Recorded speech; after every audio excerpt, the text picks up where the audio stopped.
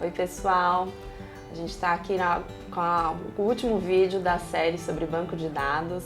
Como a Marcela me encheu de perguntas, agora é a minha vez, vou à disputa. A gente vai falar um pouquinho sobre a auditoria dos dados.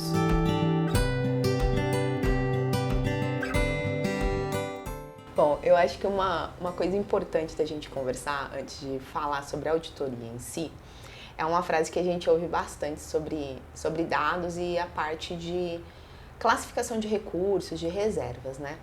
Porque normalmente o pessoal chega e fala assim, esses dados, o Bjork diz que não...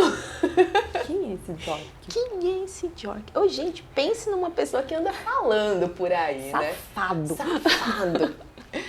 Então, assim, antes do tema auditoria em si, eu acho que é interessante as pessoas entenderem que é aquilo que a gente falou nos últimos vídeos, né? O dado é o dado, a informação é a informação, existem dados históricos e, na verdade, a questão em relação ao dado é a finalização do que a gente disse no vídeo anterior, é entender a qualidade dele, é entender como esses dados eles foram armazenados, como esses dados foram gerados, como esses dados foram validados, qual que é a diferença entre os dados históricos que estão sendo utilizados, o que são os dados atuais. Então eu acho que essa é a principal questão, porque as pessoas vêm muito com essa demanda de falar, mas esse tipo de dado não serve, esse não sei o quê, e porque aí assim o Bjork não aceita.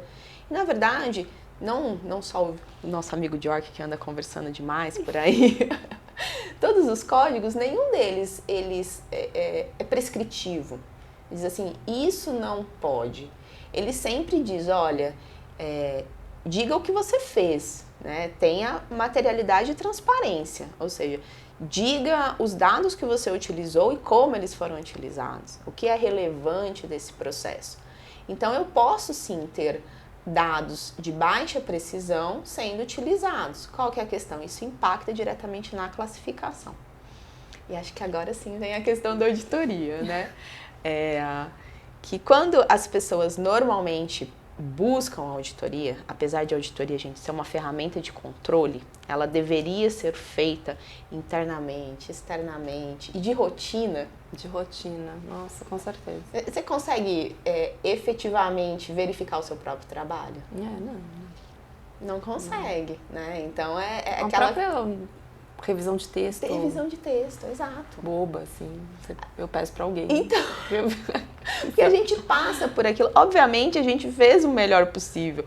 E quantas vezes a gente pega um texto e alguém faz um comentário? Gente, a Fernanda já fez isso várias vezes. Ela, amarelinho assim, eu falei, mas não fui eu que escrevi isso. Eu devia estar possuída, dormindo, né? Não sei. Mas porque a gente realmente deixa passar as coisas. Então, assim, uma coisa importante para entender sobre auditorias é que elas são ferramentas de controle. Elas deveriam ser feitas de forma sistemática. Deveria ter auditorias internas, auditorias externas. Isso deveria estar ali no procedimento para ser feito com frequência. Bom, pessoal, mas brincadeiras à parte, né, que realmente seria um universo maravilhoso ter essas auditorias como uma ferramenta de controle, como rotina. A auditoria, né, que a Fernanda quis perguntar aqui, me apertar na questão, é realmente essas auditorias que os projetos recebem, principalmente quando estão em fase de certificação, né, classificação de recursos e reservas, ou quando estão passando por um momento de venda, ou realmente mudando de fase, né, vou sair da pesquisa, vou para recurso, vou para reserva. Então é comum, e aí são essas auditorias meio no susto, assim, uma vez no ano, os donos, né, os gestores solicitarem essas auditorias. Em relação à auditoria de dados, por que ela é tão importante? Porque se o dado é ruim, não tem como o negócio lá pra frente tá bom, né? Entrou exemplos, né? Alguns. Não tem, entra caquinha, sai caquinha, né? E aí não adianta ter o melhor software, não adianta ter os melhores geoestatísticos, né? Contratar, porque o dado é ruim, não tem como o produto que vai ser tirado desse dado ser um bom produto. Porque as interpretações que virão a partir disso são interpretações ruins. Então, numa auditoria, quando a gente vai verificar esses dados, a gente acaba passando por uma ordem lógica de verificação. Adianta ter excelentes resultados de teor se você não sabe onde eles estão? Não. E qual que é o dado mais comum do pessoal avacalhar, Fê? Ai, gente, coordenada, né? Coordenada. Quando troca a coordenada XY, Não quero nem falar sobre isso. Fernanda tem Dá uma coceira. os próprios traumas em relação a isso. Mas o fato é, às vezes as pessoas, e aí volta a falta de conhecimento da cadeia, né, do que significa o dado, do que significam os produtos, do que é o negócio, que a gente já comentou nos outros vídeos. Não adianta eu ter todo um QA e um QC para geração do dado de teor, um controle de qualidade, de exatidão, precisão, contaminação, e eu levantei aqueles furos lá com GPS de mão. Não tem como.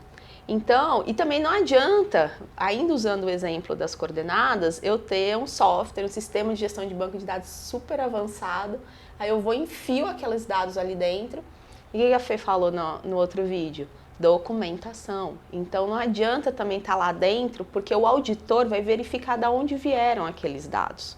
Então, num processo de auditoria, a gente verifica não só a qualidade do dado, como a materialidade, ou seja, a relevância daquele dado dentro do processo e principalmente a rastreabilidade.